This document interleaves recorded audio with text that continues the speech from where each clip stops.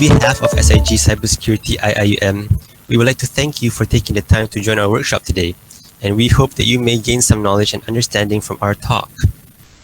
If you have any questions during the session, you may type it in the chat and we will address it during the Q&A session. Brothers and sisters, I would like to welcome all of you to our workshop on this fine day. My name is Muhammad Kamil bin Samsudin, and I will act as the moderator for this session. The topic we will be covering in today's workshop is Cybercrime Trends. We are honored and delighted to introduce our speaker for today.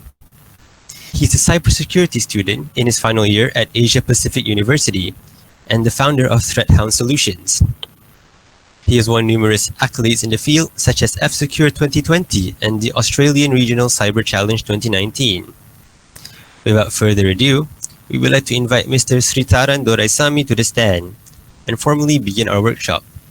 Brother Sritaran, the stage is yours. Thank you. Can you guys hear me? Just to double confirm. Loud and clear. All right. Sorry for the no scam, but this is the problem with gaming PCs. So without further ado, I'm going to begin. So very good morning to everybody. I hope everyone's doing fine. So I'm just going to share my screen before I begin.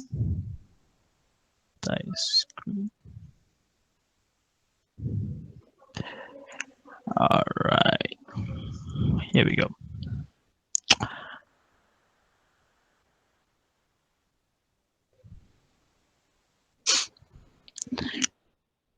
First and foremost, I'd like to thank Mr. Shami for the opportunity and inviting me to give this talk on cybercrime awareness, and that's that. So when we talk about cybercrime awareness, sorry, let me begin with an introduction of who I am first. I'm a year 3 student, as mentioned, and I have experience in multiple cybersecurity competitions, and I'm also the founder of Threathounds Solutions. I think that's enough about me, so let me just begin. Cybercrime. What is cybercrime? Cybercrime is criminal activity that either targets or uses a computer or computer network or a network device. Now, when we talk about cybercrime, it's not limited to individuals. It also affects organizations, and bear in mind, the same way it affects organizations, cybercrime can also be conducted by huge organizations. And in most cases of cybercrime, the target is usually for profit instead of causing damage to a particular computer. First, we look at the cybercrime trends in Malaysia. So as most of us know, we are currently in the RMCO stage, but during the CMCO and also the MCO stage, Malaysia saw a rise in the number of fraud cases.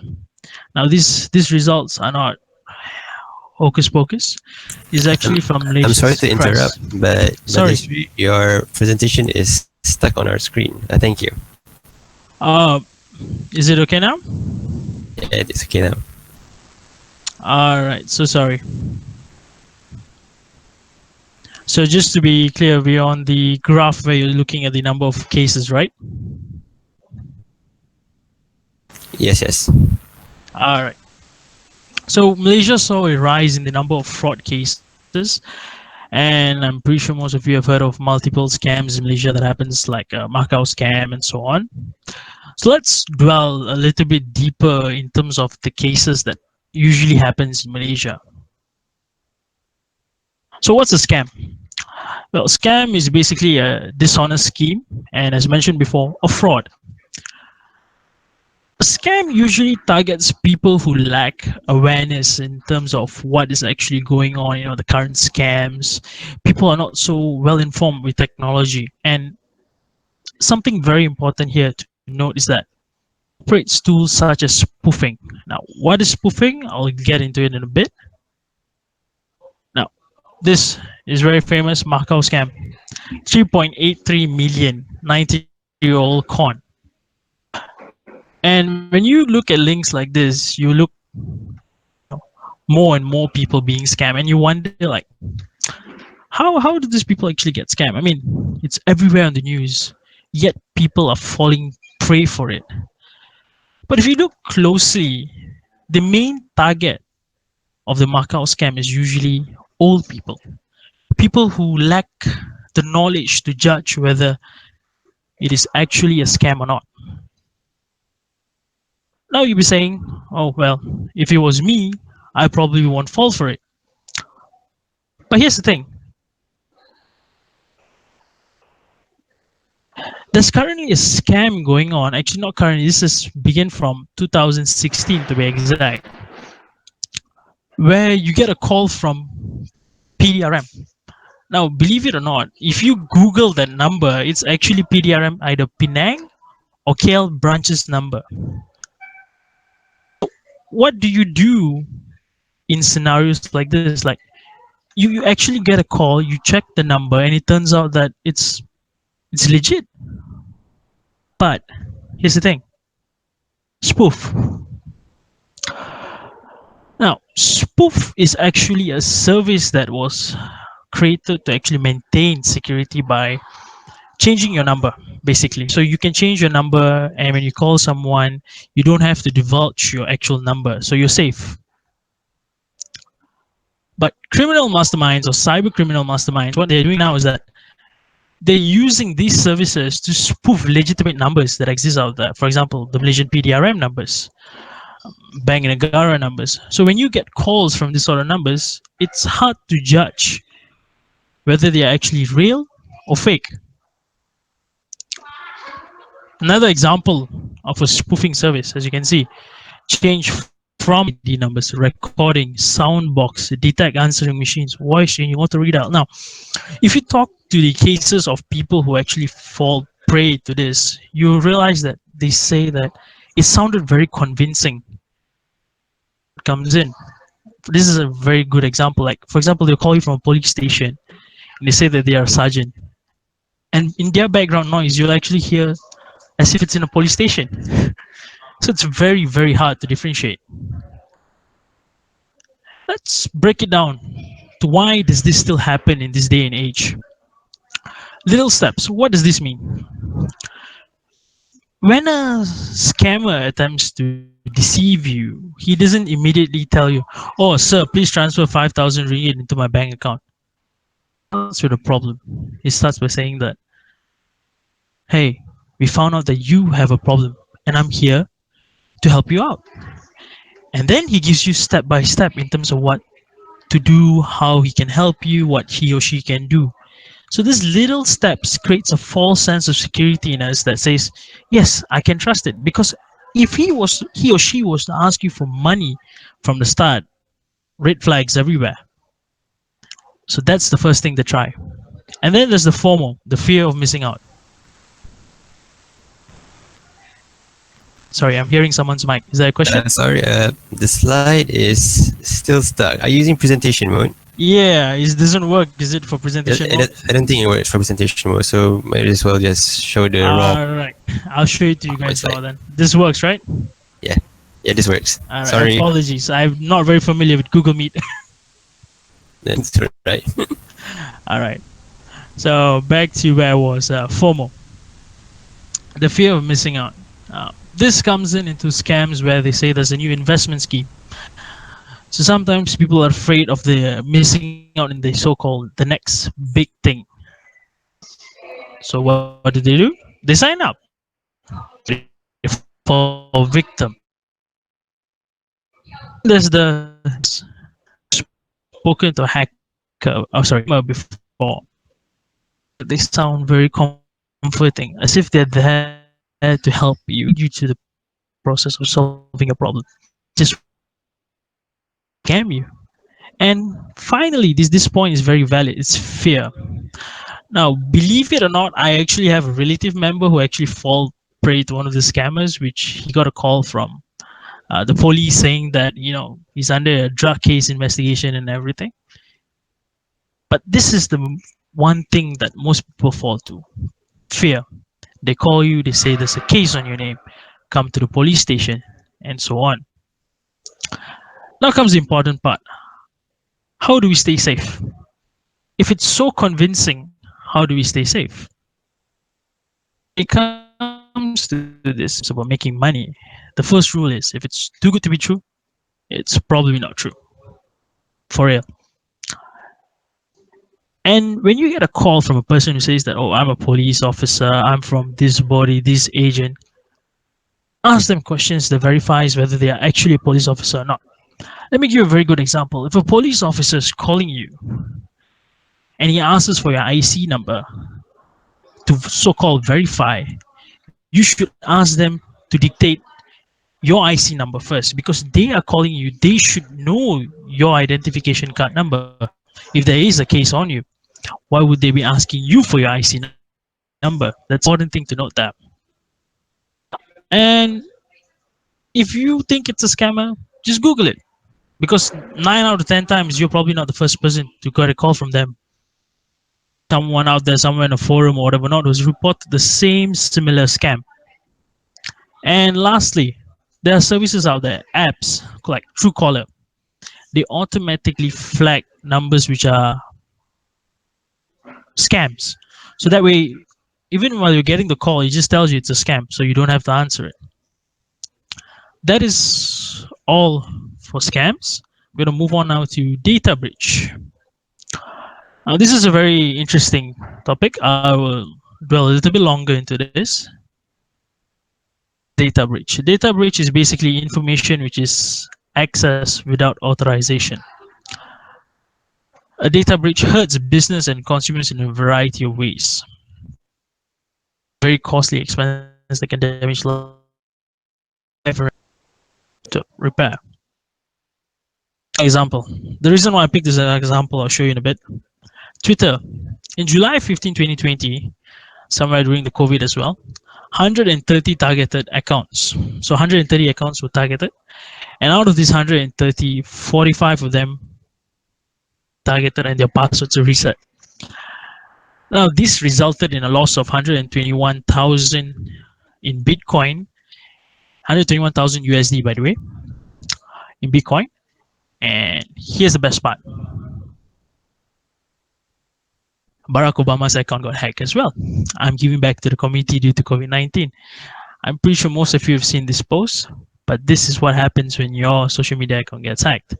See, a data breach at this scale results in a huge loss of reputation. Number one, Twitter lost its reputation. Number two, what happens if Barack Obama makes another post like this? The chances of you trusting is going to be significantly lower than the first time, right? Because you know it's happened before. And then we have sites like Yahoo, Adobe, Zoom, eBay. All these sites all have gone through data breaches before. But here's the thing. These are huge companies that you hear about, like really, really huge companies. What about those small sites that you sign up for trial, like Canva? What about the ones that you sign up once and you never used it before? If they got breached, would you know? So comes the $1 million question. Is your data exposed? Now, I want you guys, for those of you on the call, can just take a short exercise. I want you to go to this website. I'm going to post this on the chat box. If I can find the chat box. There we go.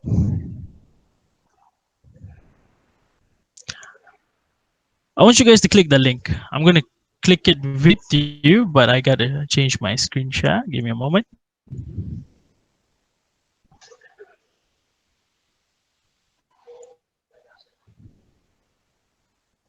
Here we go. All right. I want you to key in your actual main email address, and I'm going to do that too.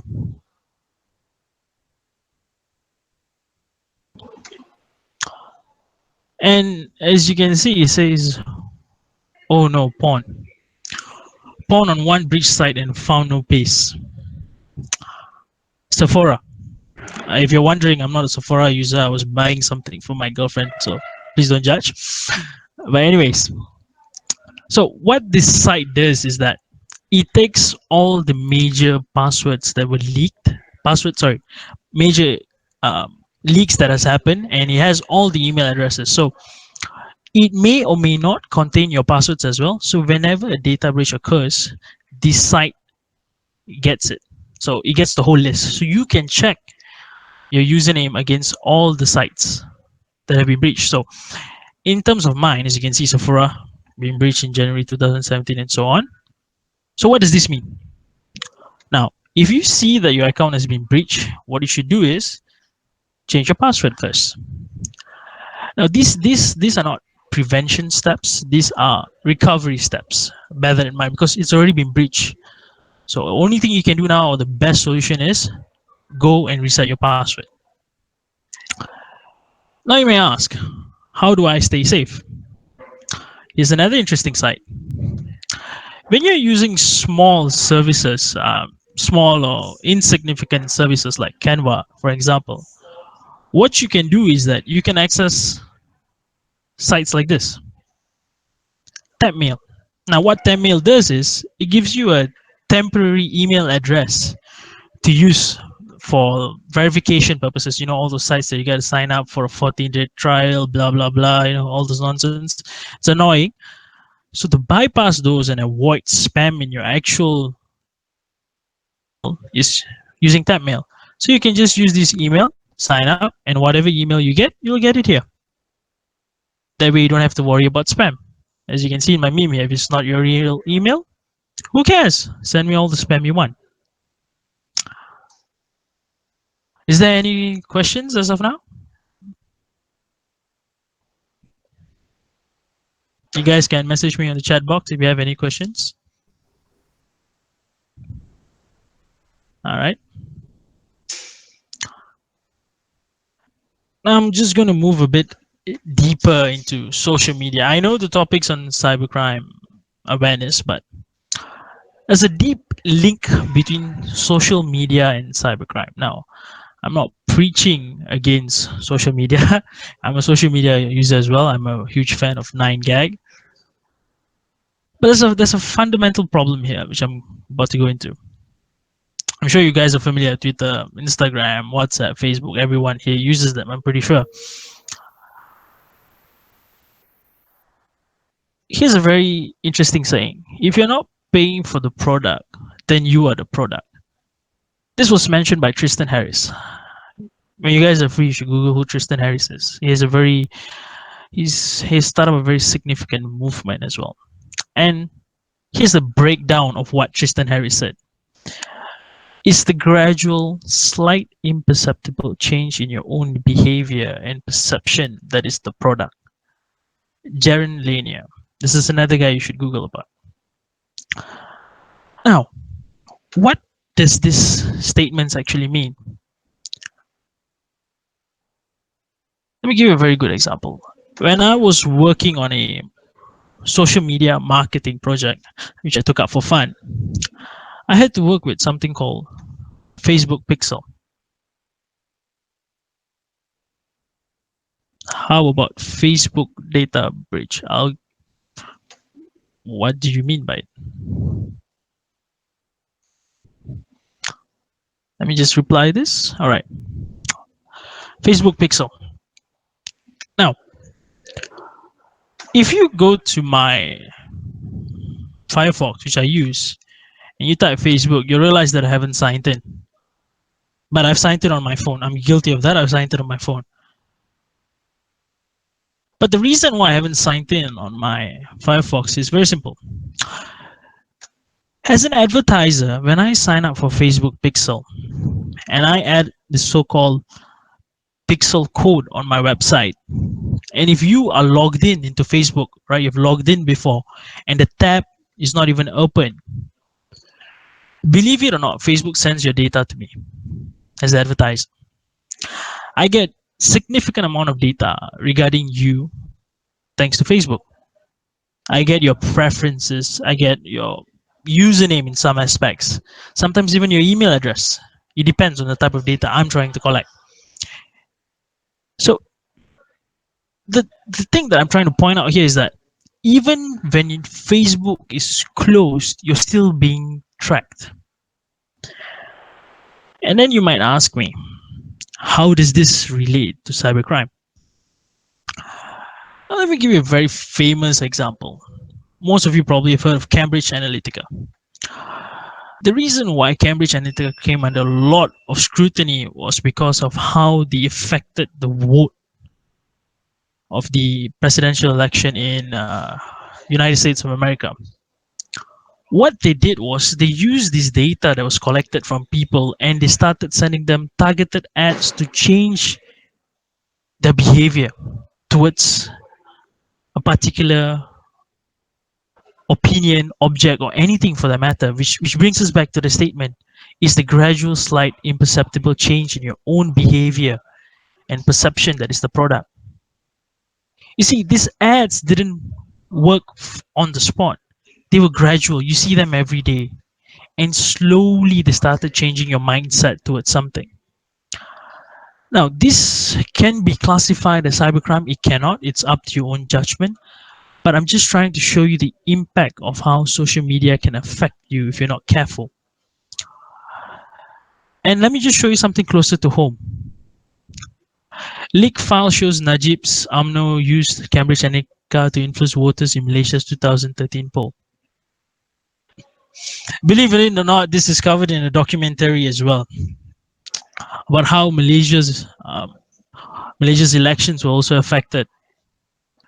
So this brings a very scary thing regarding your usage of social media. You should be careful about how you use it and how much content you're consuming, and always verify your facts. Now, with these data breaches and this so-called social media, okay, sorry, forget about data breach. Let's look at social media. Now, social media is I can say, the number one enabler to social engineering attacks or individual social engineering attacks. Now, before I get into that, let me just give you a brief explanation on what social engineering attack is. Social engineering attacks are meant to physically manipulate people to trick them into performing actions or revealing sensitive information, such as your bank card details, your IC number, and so on. All right, some of you might ask me, and I also saw in my recommendation, I need to explain why does it have engineering in it. So the reason why we call it social engineering is because these attacks are designed and crafted to be very specific to an individual in most cases.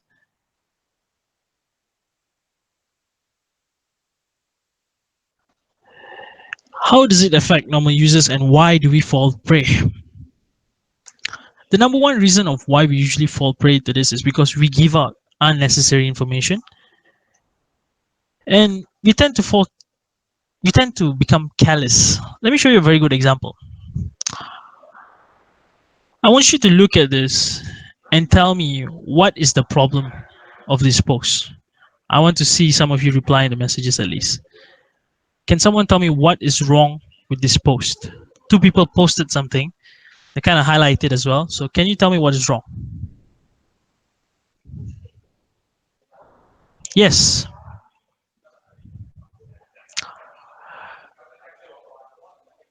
Can someone tell me what can happen when you post your location like this? What can happen?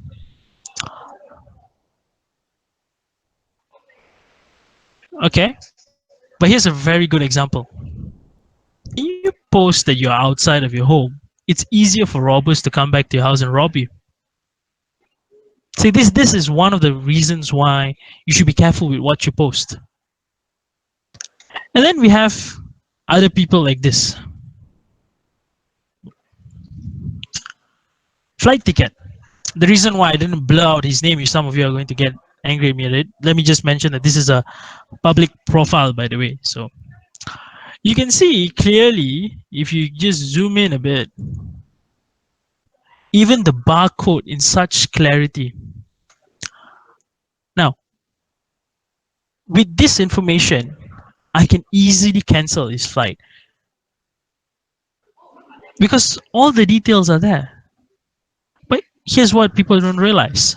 They just post. I mean, I understand the vanity of sharing and the joyousness, but these are the sort of social engineering attacks that happens because you divulge too much information. All right, what's wrong with this?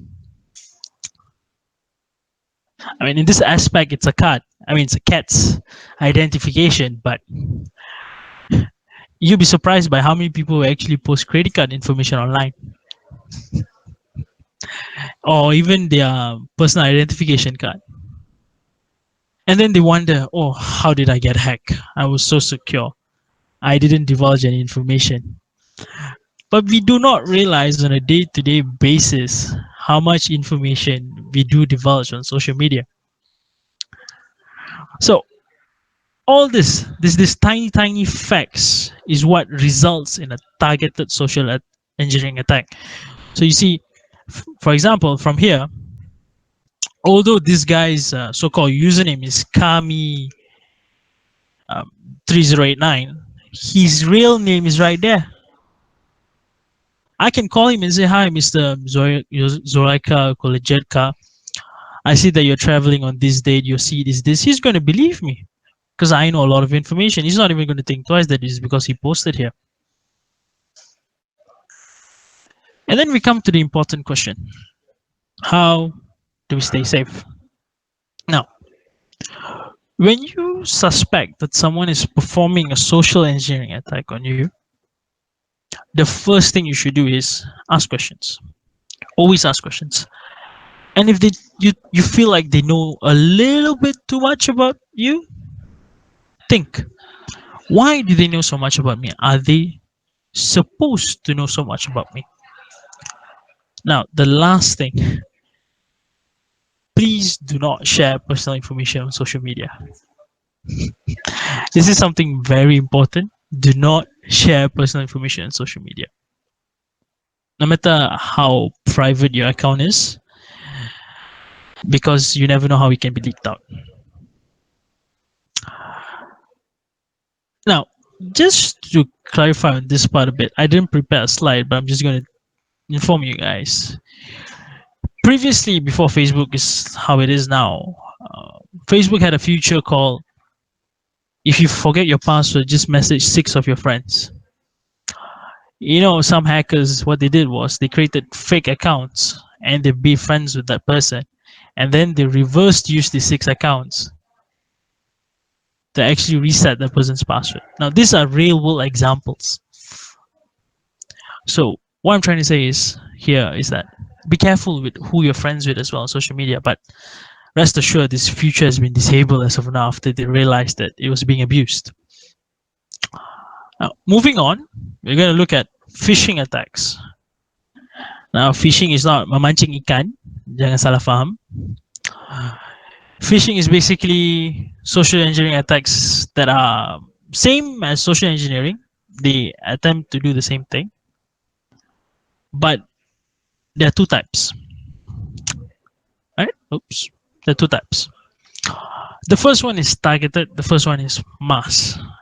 The targeted ones are very specific, and then we have the general public. Now, I know all of you are internet savvy users. I would like you to give me some examples of the general mass phishing attacks that you've seen. Come on. Can someone give me an example? Do you guys have any idea of an example of a mass phishing attack? Anybody? Okay. I think I'll just move on to the part where. There you go. Congratulations, you have been randomly selected to test and keep the new iPhone X. I'm pretty sure many of you have seen this kind of ads pop up, you know. So these are what we call mass phishing attacks. They don't specialize to one person. They just send it out to random. So it's usually on random sites and so on. So if you click it, you're gone. Not you're gone. Your information is probably gone. Or it's usually a malicious link, malicious download file, so on.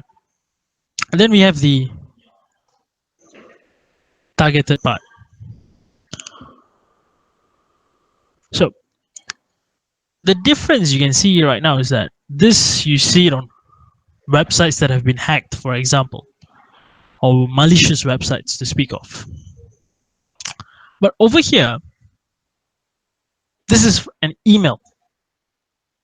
As you can see, hi customer, your auto payment, blah blah blah. It tends to be more convincing.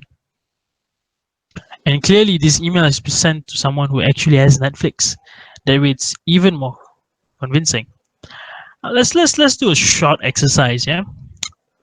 I want you guys to look at this email. Alright? And tell me what's wrong. I'm going to give you guys 5 minutes. Let's see if anyone can pick out what is wrong with this email.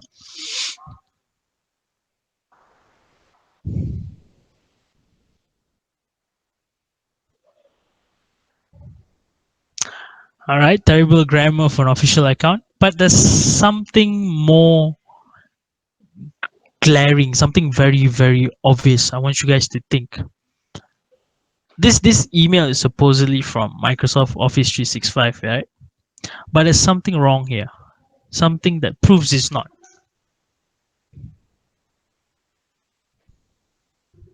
Correct. The email sender. If you look carefully, you see this is actually you can say a hacker that has gone through a few more steps, because what he has done here, as you can see, is supposed to be notification. Forgive his grammar, he tried hard. Notification at Outlook. You see, usually people when they see Outlook, they tend to think, oh yeah, it's from Outlook, but this is actually a subdomain to the actual domain of noticeros.com. What the hell is noticeros.com? Clearly this is not an actual website of Office 365. So what I'm trying to say here is that always check the sender. Or it will never ever be the subdomain. All right. If you're going to get an email from Office 365, it better be notification at outlook.com. And another way, actually, believe it or not, as mentioned in the chat, is grammar. Usually, if it's an official email, the grammar will be so much more better than a scam. Unless if you're being targeted by a high profile hacker, then chances are you probably won't know about it. Now, Facebook. As you can clearly see here, the IP address is not the actual Facebook IP address, but there's a reason why I'm showing you this.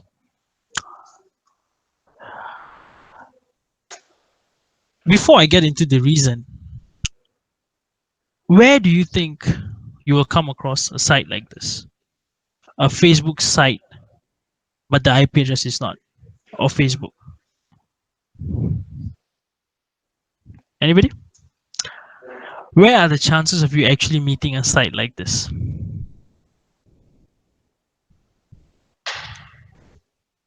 This is not an actual Facebook site, by the way. It's fake. As you can see, the IP address is different. But the chances of it occurring when you're at home is very low. But there's somewhere where the chances of this occurring is very high. Thank you. Public Wi-Fi. This is one of the reasons why people always advise you not to use public Wi-Fi. Because when you go and use a public Wi-Fi, your traffic can easily be rerouted by even a script kiddie. Actually, for those of you who don't know what script kiddie is, script kiddie means a beginner level hacker. Because there are scripts that can be so easily used to generate this sort of fake websites. And the moment you key in your email and password, if you fall victim for it, he's just going to get it. It's just going to be sent to him in plain text. That's it, done and clear. And yes, another person answered router login. This is also very true, because these very same tools can be used for router logins as well. Your TP-Link router that comes with Maxis or so on. I'll show you an example in a bit. Actually, let me just show you the example now. Let me just boot up my VM.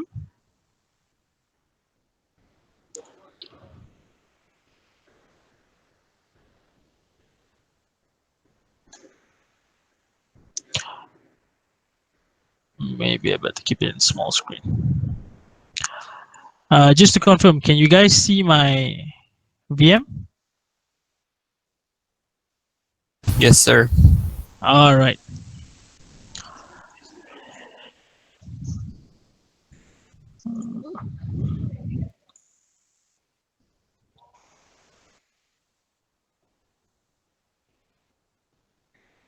Don't mind the number of tabs.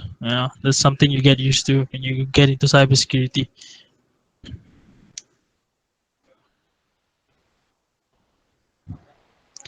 Okay. Now, what you're seeing is actually a Kali Linux. For those of you who don't know what Kali Linux is, Kali Linux is basically a Linux operating system which is very specialized in. My bad. Just give me a moment.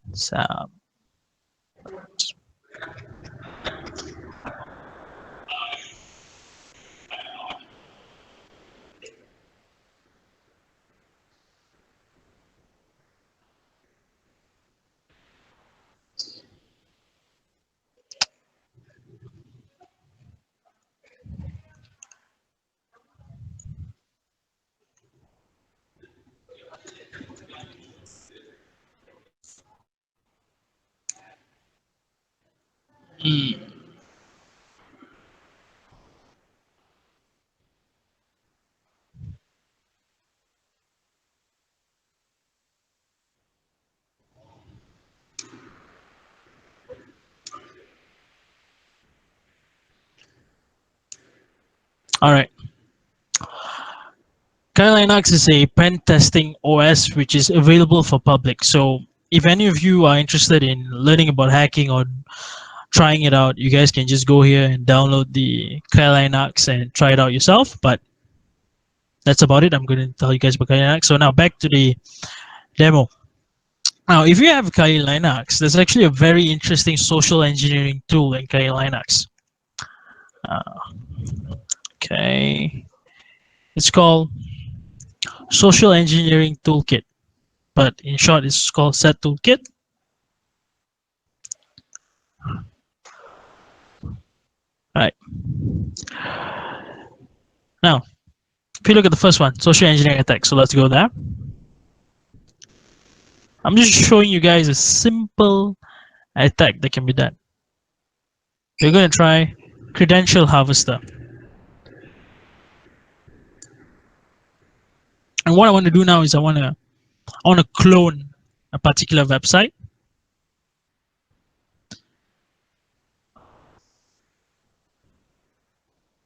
So let's say Google. Cloning the site Google. So now, if you go to my local IP, and let's say I'm going to type more.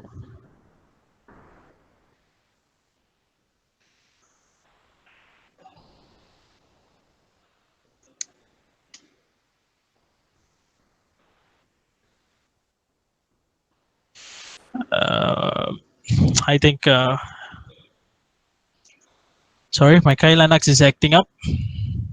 But basically, just to tell you guys what happens is, forget about my errors, probably because I haven't updated it in a long time. I don't really use social engineering toolkit, but you will be actually seeing the username and password in clear text.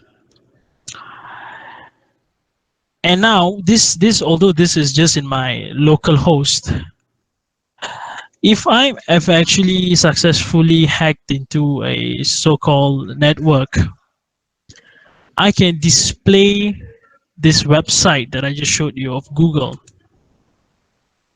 to the entire network. That means whenever someone says Google, I can create my own DNS. DNS is a domain name server. So when they say Google in their web browser, they will be redirected to my page.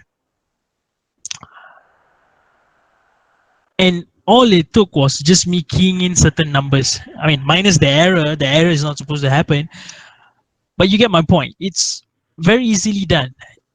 I mean, everybody right now, even you guys, you can just go get Kali Linux, get social engineering toolkit, and you can get it done.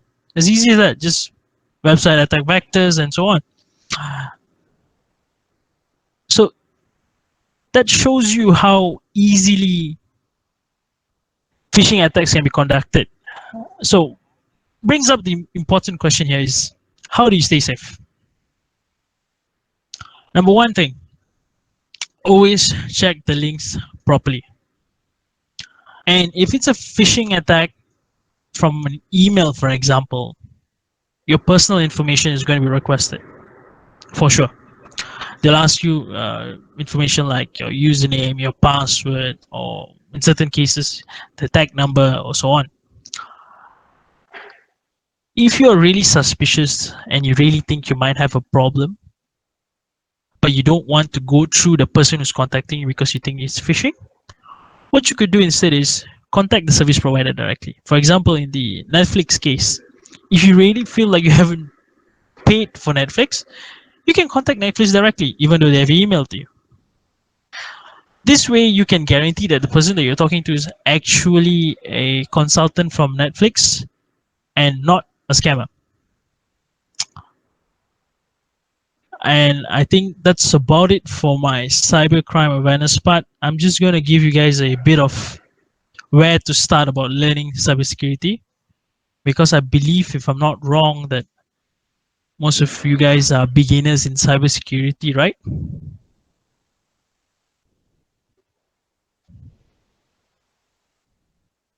Okay. So where do I start?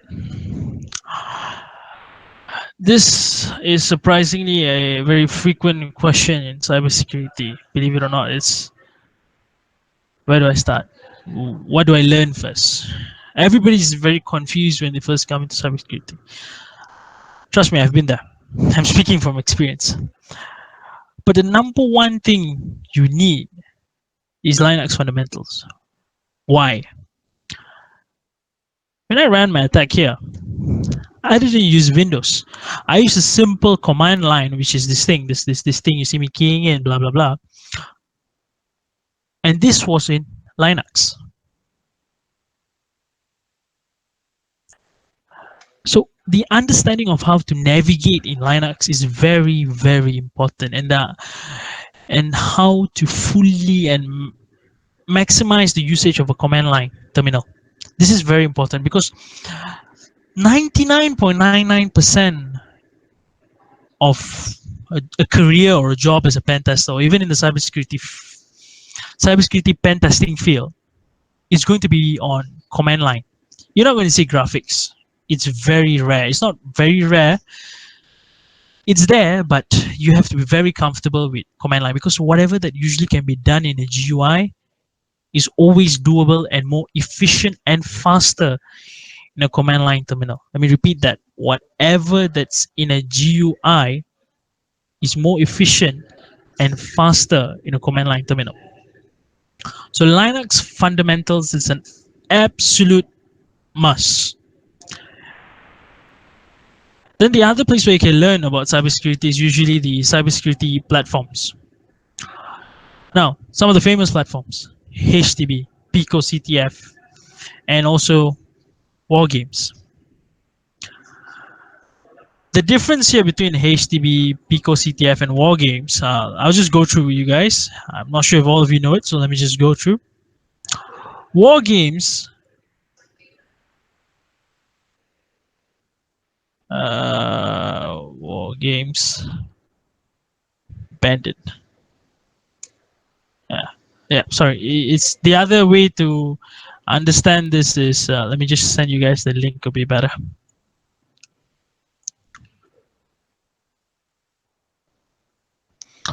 Right, so this teaches you the basic understanding of Linux. Very, very basic understanding of Linux. So we have, this is the beginner section, so you guys can go through the beginner session, understand this. For example, is first teaching you how SSH works. And then we have sites like Pico CTF. Which are these sites? So these are standard CTF sites where you attempt a question and you see whether you can solve it by submitting a flag or not. For those of you who are a bit more advanced in the intermediate level, who your Linux fundamentals are strong, You can try HTTP.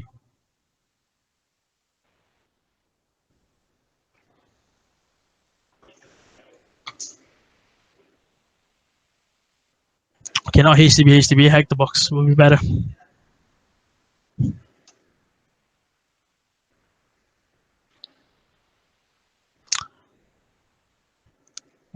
So, by the way, to actually join this website, you gotta hack it first. I'd just like to see how many of you actually have a hack the box account, by the way? You guys can just reply me in the chat.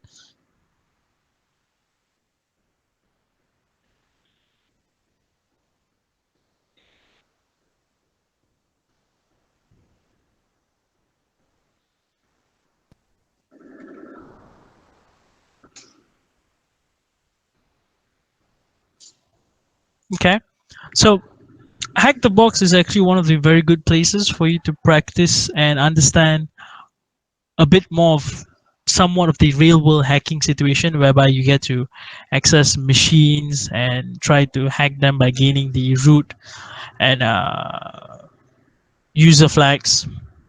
They teach you fundamental concepts like privilege escalation, foothold, where do you begin, how do you start, what are the steps. They don't teach you, it's a self-learning process, which brings me back to learning cybersecurity. You know, when you ask yourself, where do I start? You see, the thing about cybersecurity is that it's passion. You have to do a lot of learning by yourself. You need to do a lot of self-study, a lot of practice. uh, that is the only way to hone and develop your skills in cybersecurity. Now, I think I've covered everything about how to learn about cybersecurity as well as cybercrime awareness. So I just got to go a little bit about what is Threathounds Solutions, because my bigger bosses have told me to do so. So basically, our motto is reimagining cybersecurity education. And to be exact, in terms of what we do, is basically we have a monthly cybersecurity session and a private cybersecurity session. The monthly one is currently under hold off because of the RMCO, CMCO, and so on. But we still have private security sessions. And what makes us different? We cater for students. We understand the difficulty in starting to learn cybersecurity and the cost related to it. Now, the cost is very important. We don't really charge a lot. Actually, it's very little compared to other people out there, because we use students have extensive knowledge. Some students that are with us actually do have OSCP. And very importantly, we love hacking. And if you guys would like to practice your cybersecurity skills as well, we have a platform open to everybody, which you can access, which is right there, as well as our Discord link, where you can ask us questions. Excuse me, anytime you want. Feel free to join the Discord, ask us questions about cybersecurity, cybercrime, whatever you feel fancy. We'll be there to answer you. And that will be all. So I'm open to taking questions. Any questions, feel free, about cybersecurity, cybercrime.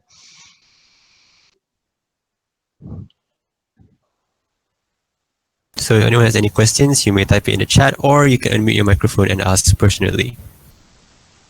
Yes, please.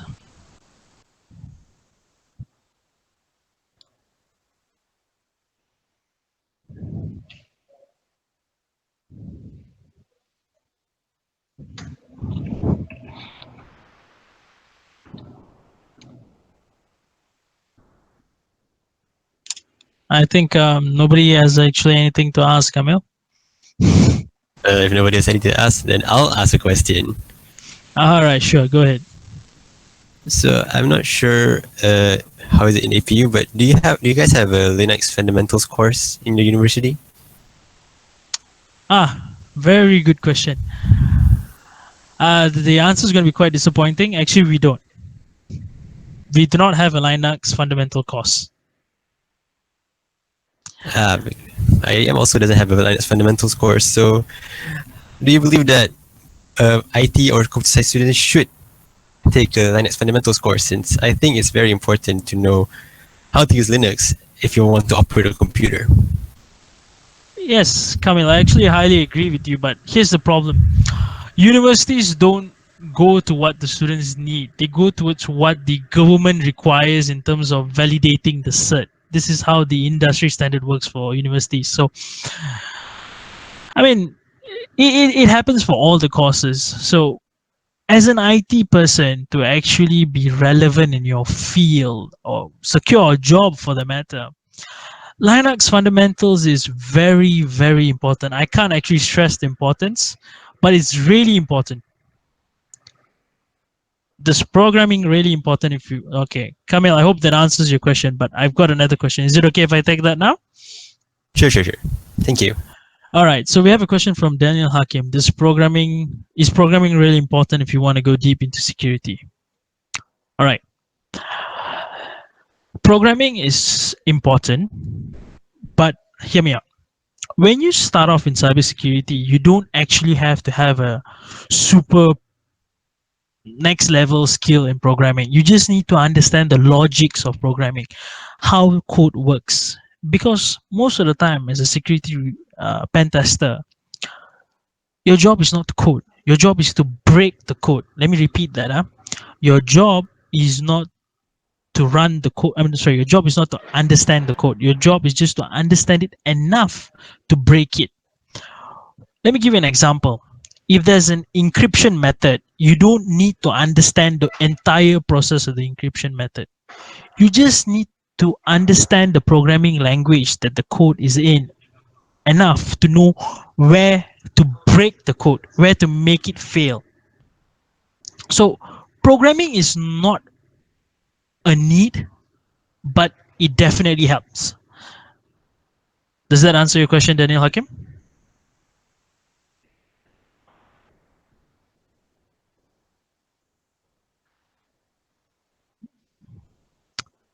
Yep, sure.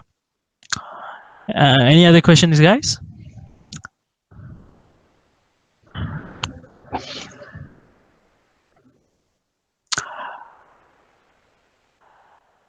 Actually, then Daniel, if you do go into the platform, which is free, don't worry about it. You can try out. Where is this question? Hold on.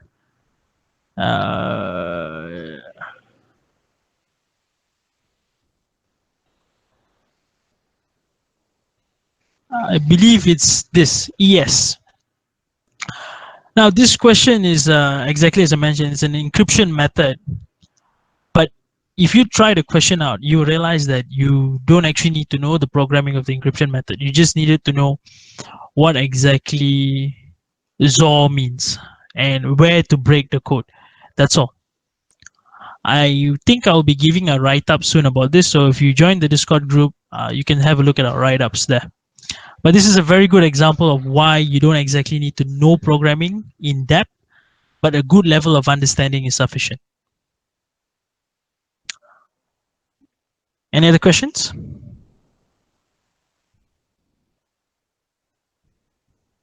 You guys can ask me anything related to cybersecurity.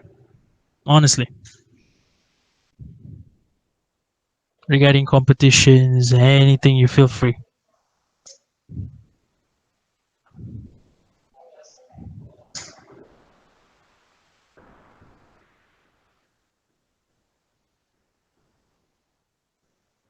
Do you have any other questions, Kamil?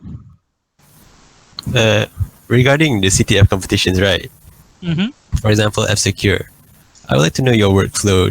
Do all three of you focus on the same question, or each person sells an individual question? All right, good question. Okay, this is very relative, to be honest with you, because it depends on how your how your team members are. Because you see, okay, let me give you an example of my team. My team consists of myself, and I think most of you guys probably have heard of Imran and Mohin. So Imran is really good in malware analysis. So when there's a malware analysis, usually he starts working on it first. and I will focus on the rest. Like for example, cryptography, steganography. I'll focus on those first. And if Imran, let's say, doesn't really go far in the malware analysis, and he decides to take a break, we make a switch, because sometimes the other person will see something that the first person didn't see, and this really helps in a CTF, because two people can interpret the same piece of code differently in terms of their understanding and the flow. I hope that answers your question, Camille. It's no point if you stay on a question for the whole CTF and not being able to solve it. So it's always better to swap between your teammates, unless you know that your skills are really good. It's a very good answer. Thank you. All right, sure. So are you a frequent goer for CTFs? I try to, but it's actually quite difficult, and I give up when I get stuck. Yeah, but you see, that's the thing. When you go to CTF, you should not be discouraged by the fact that you can't answer it. To give you guys an example, when I joined my first CTF, I thought I was going to lose. To be honest, I thought I was going to lose really badly, but I just tried my best, and I lost, but not so badly. But I did lose. I lost. Not even the top three. I lost. But I took that as a motivation step to learn more. I didn't take that as a motivation step to give up. Because when you go to CTF, you realize what your weaknesses are. It teaches you where you should hone your skills. Or, in fact, in some aspects, if you're unsure in regards to what cybersecurity field to pursue, it shows you where you can go towards, like the networking field or malware analysis, website hacking. It teaches you because it exposes you, which is a very important thing in cybersecurity, because I see some of my peers in my batch, they don't want to go out there and expose themselves because they're afraid of losing, because they're afraid that they won't know anything. But here's the problem: if you do not expose yourself, how would you know if you even know it or not in the first place? So CTF competitions are important because this is where you learn. So never be discouraged, yeah, Camille. All right, thank you. Hyperact asked me, can I use this knowledge to get application premium for free? By this knowledge, do you mean reverse engineering? Hyperact? Okay. Yes, if that software is coded so badly, you can use reverse engineering to get premium software for free. But in most cases, the way software works these days, that they have a reverse check in terms of their. You see, what happens is when you install the software and you key in the code, it runs back to their server and checks if the code you enter is valid or not. So if you really want to get into this, I mean, once again, disclaimer: whatever I'm teaching you, I'm not telling you to actually go hack it to get free stuff. Remember that. What you need to do is you need to first reverse engineer that software and understand which website or which server, to be exact, it's checking in terms of whether the code is valid or not. Then you need to create a proxy to make the traffic go through it, and you pretend to be the server and you know say that yes, this is the code. This is one of the ways. The other way is probably finding a flaw in the software itself and trying to force it to think that it's, yeah, I should give you premium. For example, you guys, if you're really interested, right, Hyperact, regarding how to do this, I would suggest you go look at let me just give you the link. You go look at this stuff, live overflow.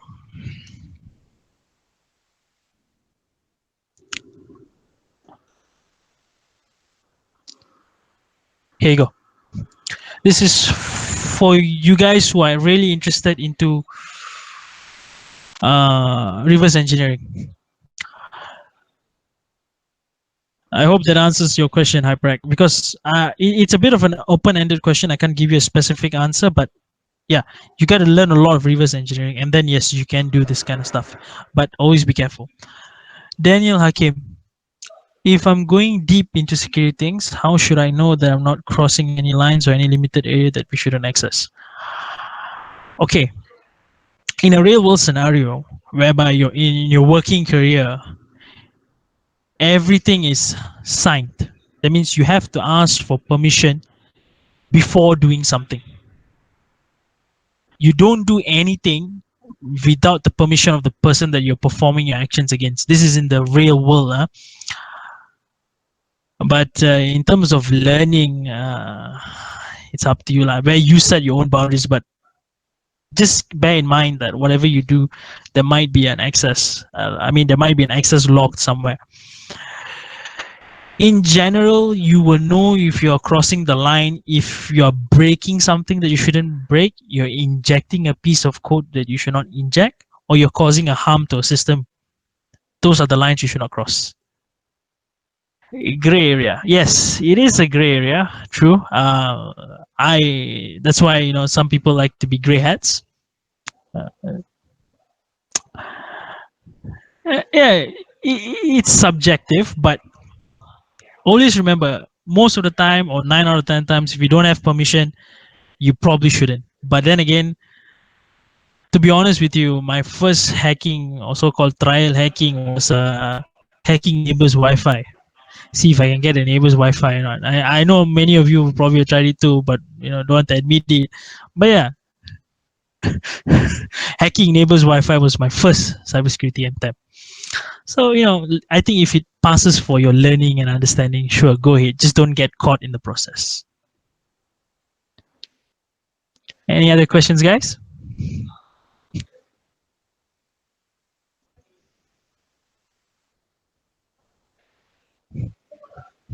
Sure, sure. Just join our Discord. We're all very friendly people. We love hacking and cybersecurity. So if you guys have any questions, or even if you want to hack the box, you can ask us questions about it. Can you please explain the difference between salting and creating our own algorithm to safeguard a password? Okay. Now, these are two different things. Salting and creating an encryption algorithm are two different things, yeah? Cybersecurity SIG. I think this is the group asking me. Okay, but when you talk about salting, is okay. Let me just open up Notepad. That's the best way I can show you guys.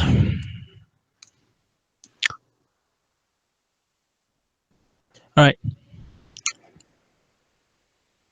See, let's say my password is Bosku. Okay, this is my password. The salting can happen at the start or the end, or even in certain cases maybe in the start at the end. So basically what salting does is it adds a random so-called salt at the end of my password. So it can be Bosku Tampan, for example. This is the salt. So if another person's password is, let's say, nasi lemak lah, the salt will be added is also Tampan. This is salt. This can be also be in the front. All right. Algorithm is the process of encrypting it into something that is unreadable. I mean, it's not human understandable. It will be like, hey, like that, like that, like that. This is an example. So this is the difference. So usually in most cases, they do salting and then they do encryption. And then there's also hashing. Hashing is a one-way encryption. It's also encryption, but it's another terminology that we use, which is hashing. So these are the difference. So once again, salting is adding a word or a character or special characters. It doesn't really matter, but we add a fixed thing. So either behind, in front, or both sides. And then there's the encryption. I hope that answers your question. My Shara, sorry, I can't really pronounce the name. My Shara. Why do we use Linux to learn hacking instead of Microsoft Windows? Okay. Where do I start? Okay. When you use Windows, you see this. You see this GUI, this beautiful GUI, and all this Discord, these tabs, and so on. But when you use Linux, you do see tabs, you do see all this, but you have a very advanced shell. By shell, what I mean is this terminal. Now, why is this terminal important?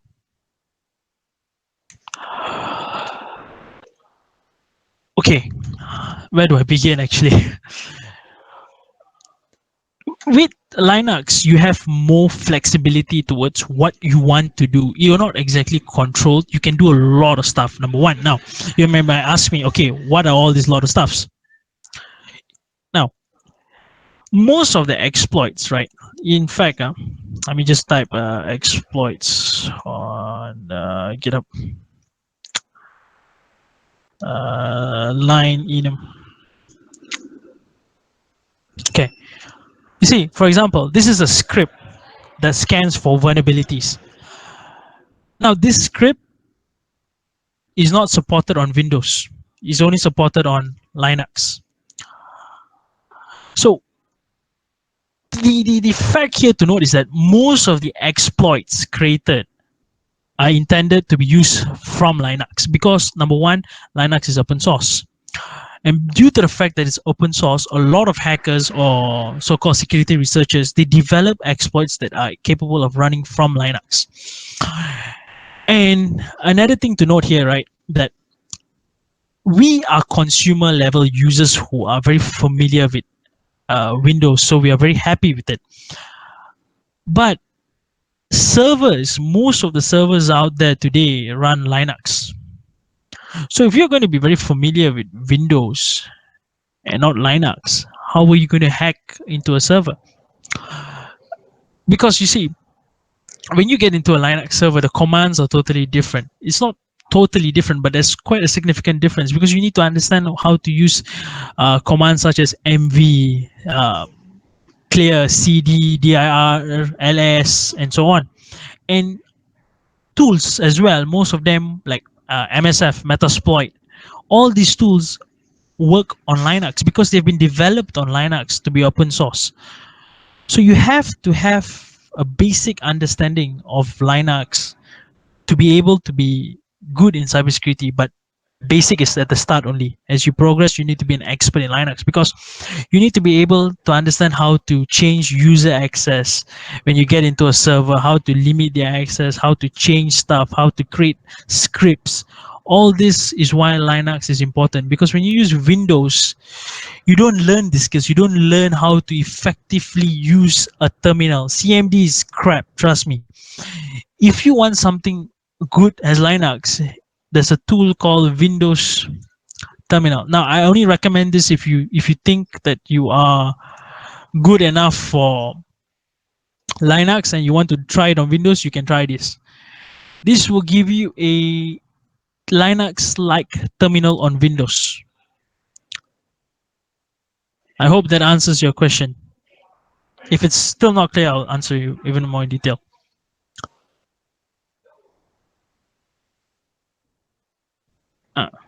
Hi, back. What is the difference between deep web and dark web? I mean, cybersecurity need to go through it. Okay. Deep web and dark web, very simplistic terms, are two layers of the so-called dark web. Okay, it's one is at the edge and one is not. I don't remember where exactly where is which, but they're both more or less the same thing, except that usually the deep web is one of them is harder to access. The exact hierarchy, I'm not so sure. But whether or not cybersecurity needs to go through it, are you asking me if you need cybersecurity to access it, or do you need to know it in order to be good at cybersecurity? Hyper, which is it?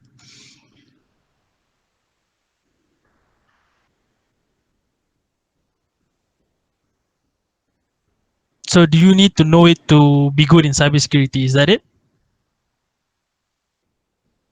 Okay. If you are working as a security researcher or some in some cases a security pen tester, you need to be able to do reconnaissance on the dark web. Let me give you an example. I was invited to Standard Chartered in TPM to see their security analysis lab, SOC lab they call it. They have a dedicated number of people in Standard Chartered. Standard Chartered is the bank who actually go to the dark web to recon or do reconnaissance on upcoming attacks in what we call this chat rooms, because in the dark web usually hackers love these chat rooms. They're called IRL chat rooms or something. So they have this chat room. So what they do is they go there, they do reconnaissance, they try to see what are the upcoming trends, what are the upcoming attacks, and sometimes you find information that are not out there to the public yet in the dark web. So in certain cases, it depends on the field that you want to go to. If you want to go into this kind of fields like reconnaissance or even what do you call this, forensics, yes, you need to be able to go through the dark web. You need to understand how to do web scraping. Reconnaissance on the dark web is all very important because information gathering is a huge part in cybersecurity. If you look at the flow of cybersecurity, hacking or doing the actual exploitation is usually the last or second last step. The information gathering is the biggest part. So yes, it is important, but once again, it depends on which aspect of cybersecurity you're going into. I hope that answers you, HyperX.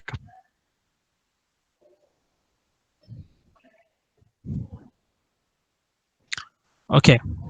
People do tend to work in cafes free Wi-Fi. How to be secure when using free public Wi-Fi? If you ask me, my first answer will be to always use your mobile data, but I understand not a lot of people like to do that. So if you absolutely have to use Wi-Fi, what you should do when you're using public or free Wi-Fi is get a free VPN service. There's a lot. I can even show you guys one now. Winscribe. There.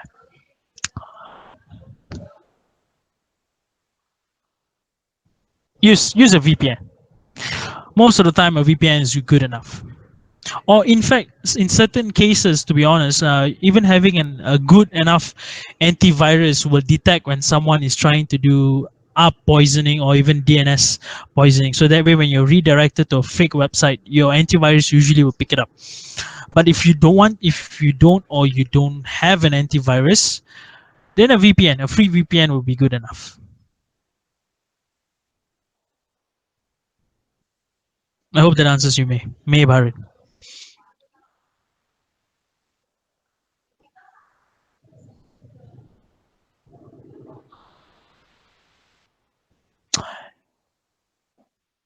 Sure, sure. I'm glad. Any other questions?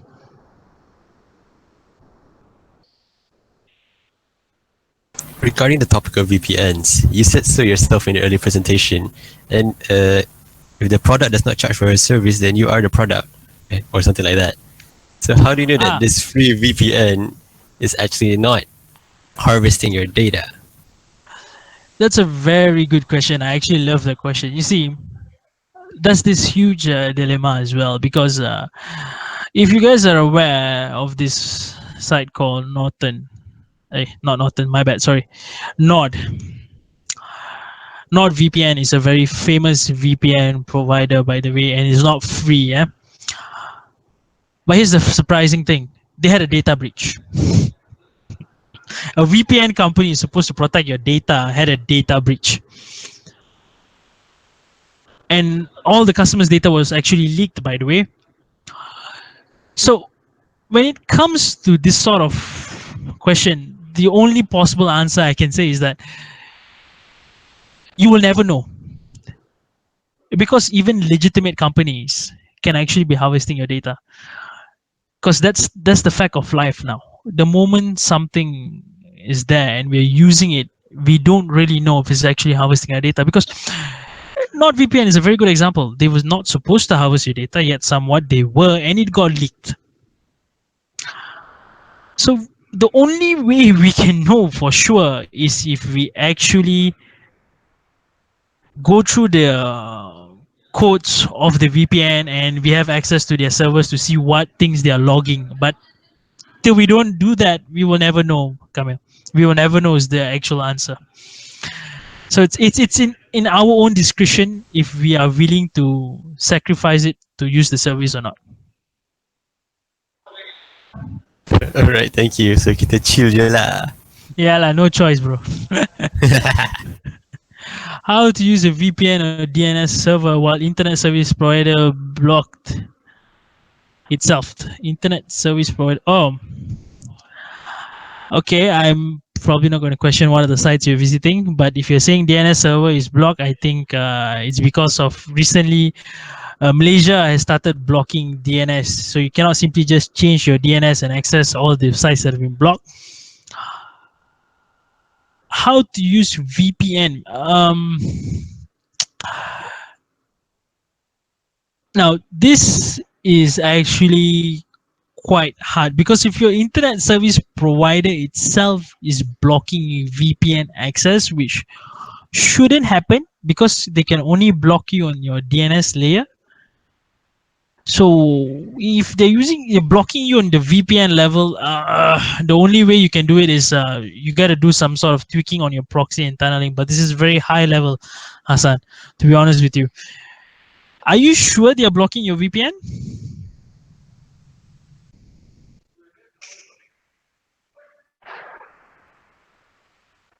Do you mind sharing with me what internet service provider that you're using? If you're in Malaysia?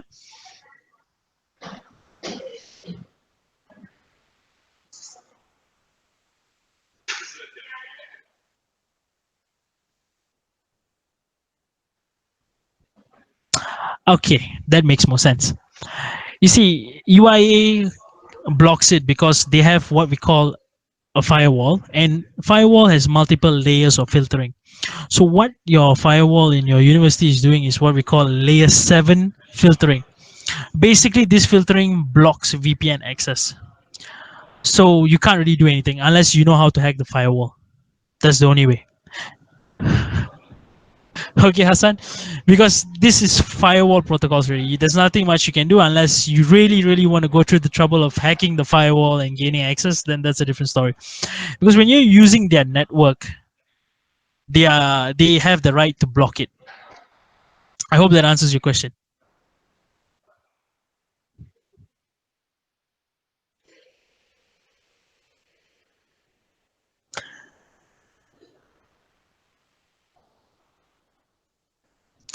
All right. Any other questions, guys?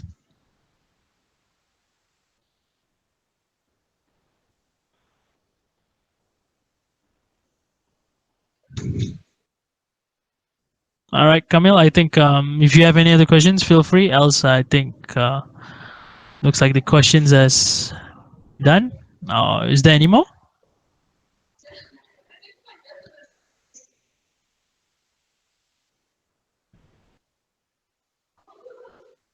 All right. Do you have any other questions, Camille?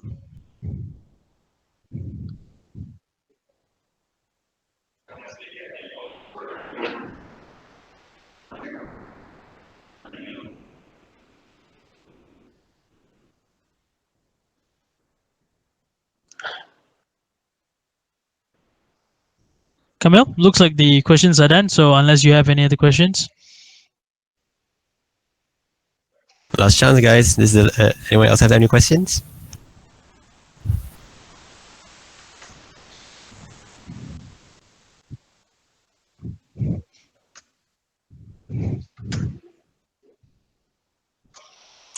All right, guys, if that's all, so feel free to ask any questions on Discord, and you can find me on Hack the Box. I'm usually going by the handle of Grey Ghost.